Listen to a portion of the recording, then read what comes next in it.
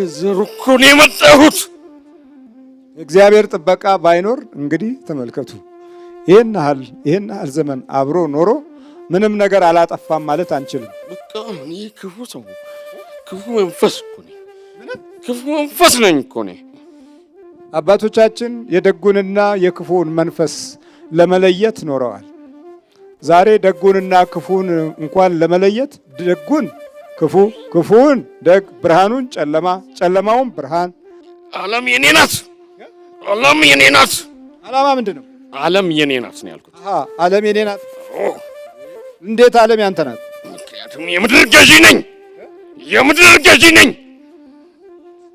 እችን ስብከት ብዙዎቻችን እንሰብካታለን። የዚህ ዓለም ገዢ፣ የዚህ ዓለም አምላክ የሚለው የጳውሎስ ቃል ተንኮለኛ እኮ ልጅ ነው። አምላኬ ሆይ እኔ ውስጥ የተደበቀውን አላውቅም፣ አንተ ግን የተደበቀ ታውቃለህ። የተደበቀ ካለ አምላኬ እግዚአብሔር ሆይ አውጣው እያለ ይጸልይ ጀመር። እግዚአብሔርን አልወደውም። ለምንድን ነው የማትወደው? ፈጥሮ ለምን? እኔ ነኝ የፈጠርኩት እግዚአብሔርን። እኔ እግዚአብሔርን ፈጠርኩት ነው የምትለው?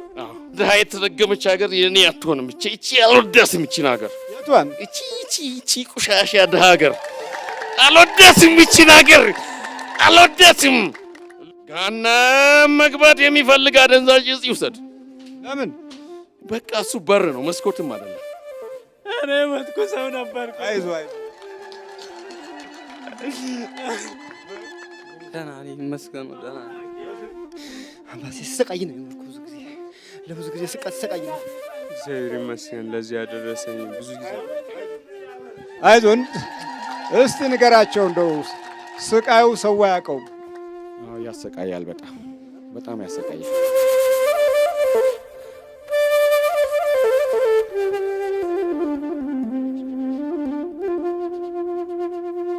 ተጠቃው ደስ ስንት ዓመት ነው ከያዝከው? ስንት ዓመት ነው ከያዝከው? ልጅነቱ ነው። ከልጅነቱ ምን እያረከው ነው? አሰቃየዋለሁ። እንዴት አድርገን የምታሰቃየው? የሰራውን አይባረክ እንዲከራተት የሰራውን አይባረክ እንዲከራተት። እሺ ሌላስ? እንዲከራተት ሌላስ? አይነ ጥላ ነው ወይስ የቤተሰብ ነው? አይነ ጥላ። ከእናት ነው የመጣ? ከአባት? ከእናት። አብረን የተወለድከው? ከተወለደ በኋላ? ከተወለደ። በስንት ዓመቱ ነው ያዝከው? በ3 ዓመቱ ነው ያዝከው። በተወለደ በ3 ዓመቱ አሁን ስንት ዓመቱ ነው? 40 ዓመቱ።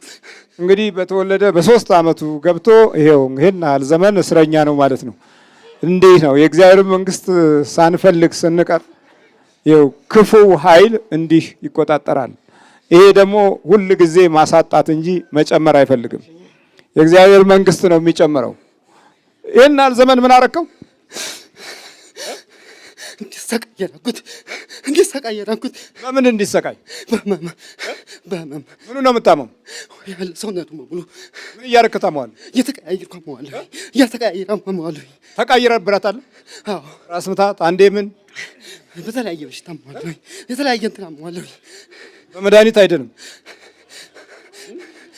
ካልተመረከክ ትለቀዋለህ። ትለቃለህ። እለቃለሁ። አንተስ ነው ወደዚህ ተመረከክ። ስንት ዓመት ነው ከያዝከው? ይህ ከልጅነቱ አትዩብናተ የምን ቆይ ነው? በስንት ዓመቱ ነው ያዝከው? ከማህፀን ነው ያዝኩት። ከማህፀን አብረን የተወለድከው? አዎ። ብዙዎቹ አብሮ በመወለድ ክፋትን ከውስጥ ያስተምራሉ። ከዲያብሎስ አሰራር ውስጥ ትልቁ መድኃኒታችን ኢየሱስ ክርስቶስ የሄደበትን መንገድ መተካት ነው። እሱ ቃል ሥጋ ሆኖ ከቅድስት ድንግል ማርያም ሲወለድ፣ ክፉ መንፈስ ደግሞ ከማህፀን ውስጥ ሆኖ አብሮ መወለድን ያንን የክርስቶስን የደህንነት መንገድ ለውጦ በመያዝ አብሮ ይወለዳል። አብሮ የሚወለደው አብሮ ለማደግ ነው። አብሮ ካደገ በኋላ አብሮ ለመስራት ነው። አብሮ በሚሰራበት ጊዜ ደግሞ በረከት አይደለም የሚሰራው፣ እርግማን ነው። ይሄ በሀገራችን ያለው ቅናት፣ ክፋት፣ ተንኮል፣ ምቀኝነት አብሮ ከመወለድ አብሮ ከማደግ ከክፉ መንፈስ የመነጨ ነው። አብረን የተወለድከው ስንት ዓመት ነው? ላቡ ላይ ካለ 48 ዓመት። ዛር ሰይጣን ዛር አጋንንት ነው። ሰይጣን የት ሀገር ነው የሚኖረው? አሁን አሜሪካ ነው። ታዲያ ለምን ያዝከው? እኔ ከዘሩ እኮ ነው የመጣሁት። እግዚአብሔር ጥበቃ ባይኖር እንግዲህ ተመልከቱ፣ ይህን ያህል ዘመን አብሮ ኖሮ ምንም ነገር አላጠፋም ማለት አንችልም። ምንም ነገር አላወደመም ማለት አይቻልም። ይህ መንፈስ እስካለ ድረስ የሚኖረው ኑሮ በትግል ነው። የሚኖረው ኑሮ በስቃይ ነው። የሚያስበው ሐሳብ በችግር ነው የሚያስበው። ዛሬ ያሰበውን ነገ ያጣዋል። ዛሬ ገነባውን ነገ ይፈርሳል። ዛሬ ያቀደው ነገ ይበተናል። ምክንያቱም ይሄ የተሰወረ ከህሊና ውስጥ አብሮ የሚኖር ፕሮግራሞችን ቀይሶ አብሮ የሚነድፍ የተነደፈውን ወደ ጥፋት የሚመራ ኃይል ነው እና ምን እያረከው ኖርክ? አሰምነዋለሁ። በረከቱንስ ታግልሃል? እጫወትበታለሁ። እንዴት ነው በረከቱን የምትታገለው? በቃ ሰዎች ምቀኛ እንዲሆኑት አደርጋለሁ። ስራ የሚሰጣቸው ሰዎች ሁሉ እንዲምቀኙት አደርጋለሁ። ስራ የሚሰጣቸው ሰዎች ሁሉ እንዲመቀኙት አደርጋለሁ። ለምን እንደዚህ ታደርጋለህ? በቃ እኔ ክፉ ሰው፣ ክፉ መንፈስ እኮ ነኝ። ክፉ መንፈስ ነኝ እኮ ነኝ። አባቶቻችን የደጉንና የክፉን መንፈስ ለመለየት ኖረዋል። ዛሬ ደጉንና ክፉን እንኳን ለመለየት ደጉን ክፉ፣ ክፉን ደግ፣ ብርሃኑን ጨለማ፣ ጨለማውን ብርሃን ወደሚል ልብና ህሊና ተገልብጠን እንኖራለን። ዲያብሎሳዊ አሰራሩን ምንም አይመስለንም። መንፈሳዊ አሰራሩ ላይ ግን ልዩ እርግማን እንዳለበት ልዩ ዘመቻ እናከናውናለን። በእርግጥም አብሮ የተወለደ መንፈስ በባህሪያችን ውስጥ እስካለ ድረስ በጎ ለመመኘት እንደማንችል ምንም ማረጋገጫ አያስፈልገውም። እሺ፣ እና ክፉ ታደርግባታል። ደግ ባደረገ ደግ ሲያደርግላቸው እነሱ ክፉ ያደርግበታል። ምላሹ ክፉ ነው። ለምን? እኔ ነኝ ከውስጥ ሆኜ የምሰራው። ዋናው ድርሻ ያንተ ምንድን ነው? ክፋት፣ ጥፋት፣ ውድመት፣ ማድቀቅ። ከዚህ ሀገር ሄደው እንኳ ውጭ ሀገር የሚኖሩትን እንኳ አትለቅም። እኔ ዓለም የኔ ናት። ዓለም የኔ ናት። ዓላማ ምንድን ነው? ዓለም የኔ ናት ነው ያልኩት። ዓለም የኔ ናት። እንዴት ዓለም ያንተ ናት? ምክንያቱም የምድር ገዢ ነኝ። የምድር ገዢ ነኝ። እችን ስብከት ብዙዎቻችን እንሰብካታለን። የዚህ ዓለም ገዢ፣ የዚህ ዓለም አምላክ የሚለው የጳውሎስ ቃል ሁል ጊዜ እንጠቀምበታለን። በተግባራዊ አካሄድ ላይ ባለን ጉዳይ ላይ ግን ከመንፈሱ ጋር ህብረት አለን።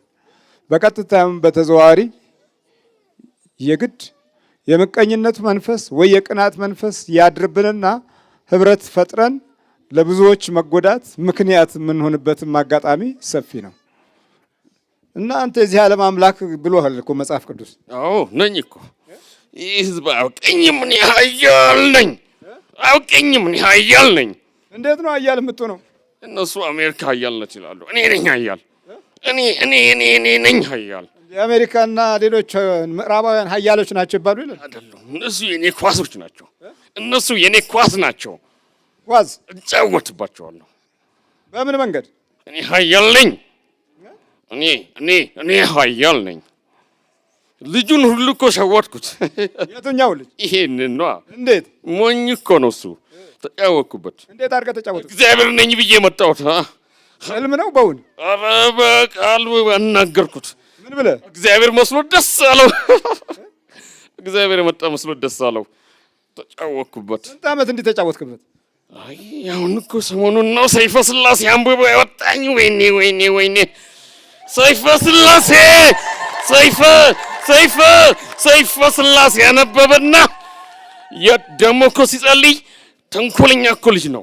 አምላኬ ሆይ እኔ ውስጥ የተደበቀውን አላውቅም፣ አንተ ግን የተደበቀ ታውቃለህ። የተደበቀ ካለ አምላኬ እግዚአብሔር ሆይ አውጣው እያለ ይጸልይ ጀመር። ልጁ ክፉ ልጅ ነው። ክፉ ክፉ ክፉ ሰው እና ታዲያ ወጣ፣ ጸሎቱ ተሰማ ማለት ነው። እኔ እኮ አልወደውም እግዚአብሔርን አልወደውም። ለምንድን ነው የማትወደው? ፈጥሮ የለምን? እኔ ነኝ የፈጠርኩት እግዚአብሔርን። እኔ እግዚአብሔርን ፈጠርኩት ነው የምትለው? አዎ። እውነት ነው? አይ አይደለም፣ ውሸት ነው። እኔ የውሸት አባት ነኝ። የታወቀ እኮ ነው፣ የታወቀ ነው ይሄ። አዎ ወቁኝ። እና እግዚአብሔርን ፈጠርኩ ነው የምትለው? አስጫወትባቸዋለሁ። ወቁኝ። እኔ ኃያል ነኝ። ድሀ የተረገመች ሀገር የኔ አትሆንም። እቺ አልወዳትም። እቺን ሀገር የቷን? እቺ ቁሻሻ ድሀ ሀገር አልወዳትም። እቺን ሀገር አልወዳትም። ልጁ በጣም ይወዳታል። አንተ ለምንድን ነው የማትወዳት ኢትዮጵያን? እኔ አልወዳትም። እንደው ጸሎት የበዛባት ሀገር ናት።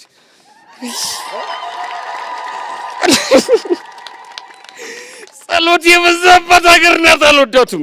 በምቀኝነቱም በተንኮሉም በግፉም ቢሆን የምንኖርበት አኗኗር ዞሮ ዞሮ ስመ እግዚአብሔር የሚጠራበት ሀገር ስለሆነ ሁሉም ምስጢር የዓለም የጥፋት መንገዶች ሁሉ የቱ ጋር ለተንኮል እንደተዘጋጁ ምስጢሩ የሚወጣባት ሀገር እቺ ኢትዮጵያ ናት።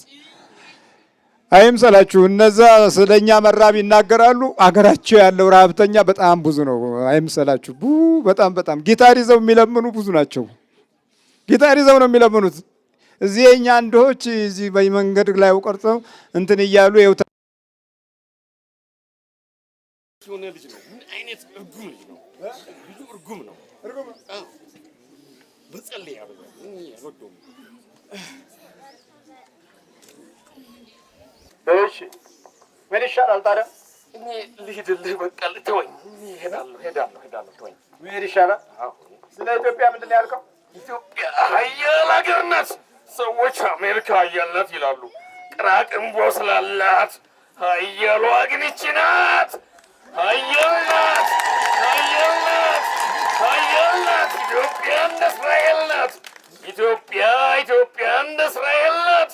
ኃያል ናት። ለእኛ አትስማማም።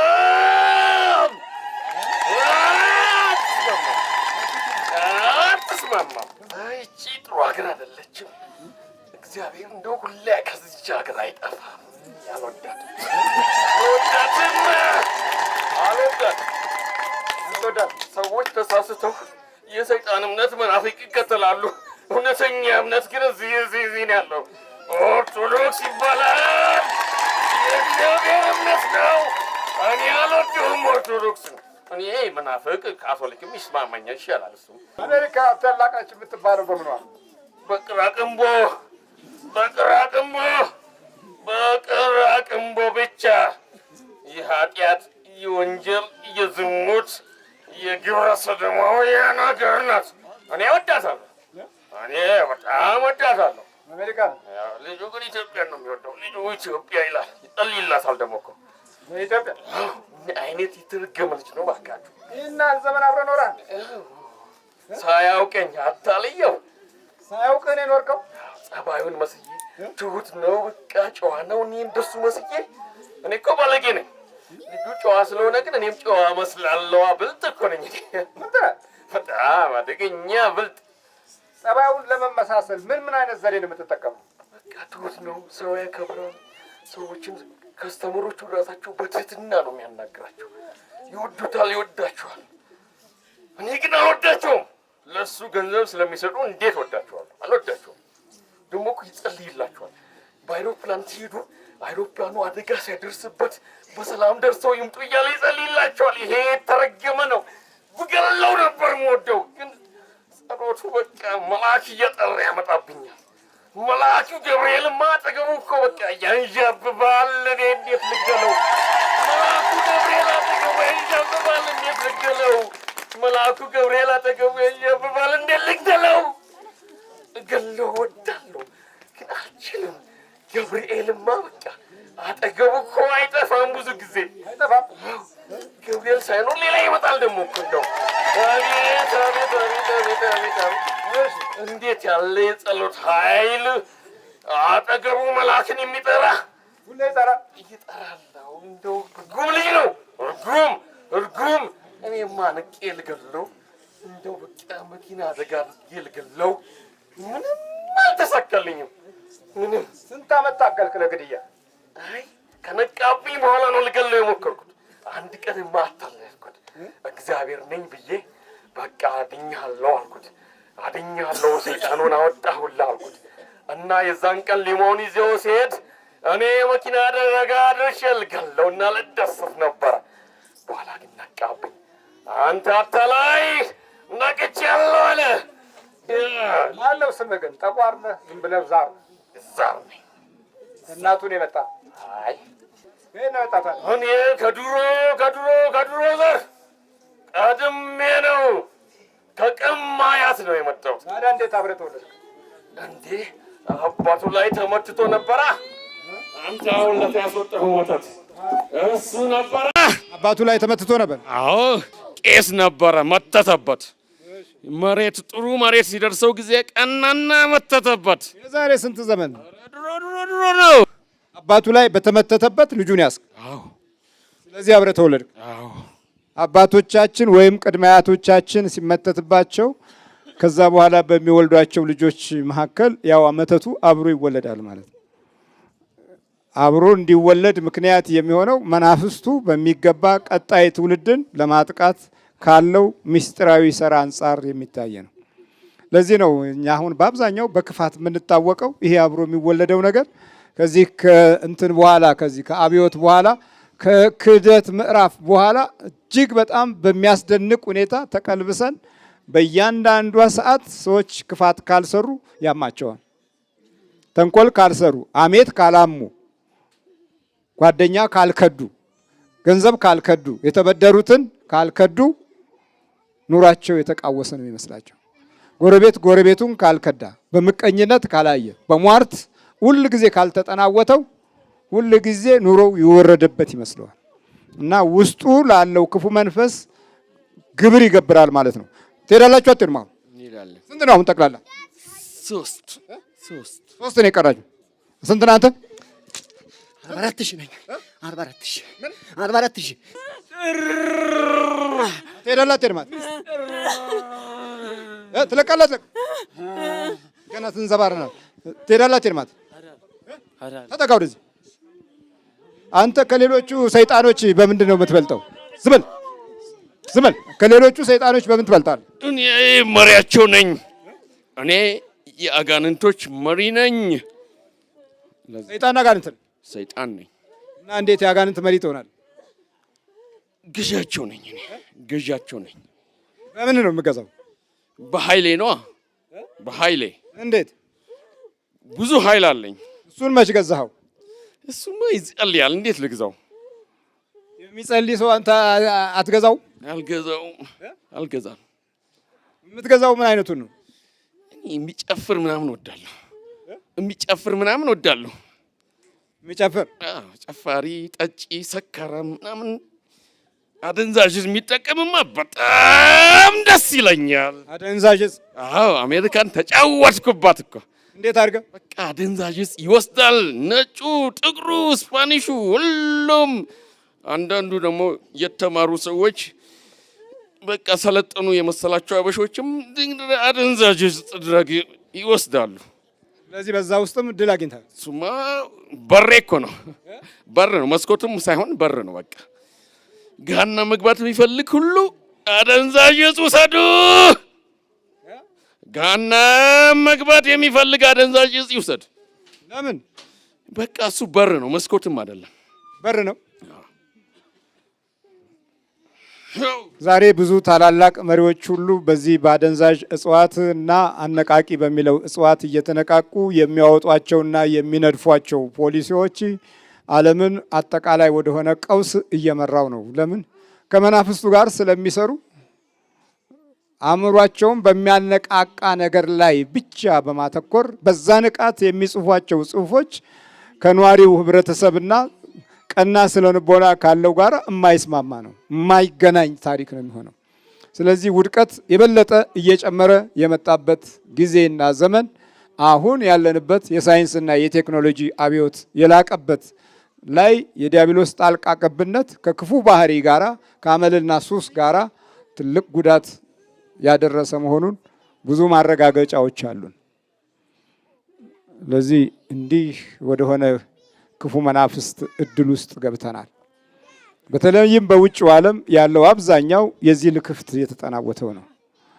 በየቀኑ በዚህ አደንዛዥ እጽ አማካኝነት ተልፈስፍሰው የሚወድቁና በመኪና ዘለው የሚገጩ ከታላቅ ህንፃ ላይ ተወርውረው መሬት የሚፈጠፈጡ በከፍተኛ የትምህርት ደረጃ የተመረቁ ሰዎች ሁሉ የሚያካትት ሆኗል። በልተዘጋጅ ተዘጋጅ ብላችሁ ውጣ። አፍ ላይ ቧጥና ውጣ ከሰውነቱ ላይ ጀርባው ምንድን ነው የምታደርገው? በቃ በሽተኛ ላረገ ነበር። ቶሎ በል ውጣ፣ ቶሎ ፈጠን በል። ተዘጋጅ አንተ። አፍ ላይ ውጣ፣ አፍ ላይ ውጣ፣ ቶሎ አንተም አፍ ላይ ውጣ፣ ውጣ አንተ ፈጠን ፈጠን በል። እሺ፣ በኢየሱስ ክርስቶስ ስም፣ በስላሴ ስም፣ በወላዲተ አምላክ ስም፣ በቅዱስ ሚካኤል ስም፣ በቅዱስ ገብርኤል ስም፣ በቅዱስ ፋኑኤል ስም ወደ ሲኦል እንገባለን። ቶሎ ሰባት ጮህ ነው። ቶሎ በል። እግዚአብሔር ይገስጽ።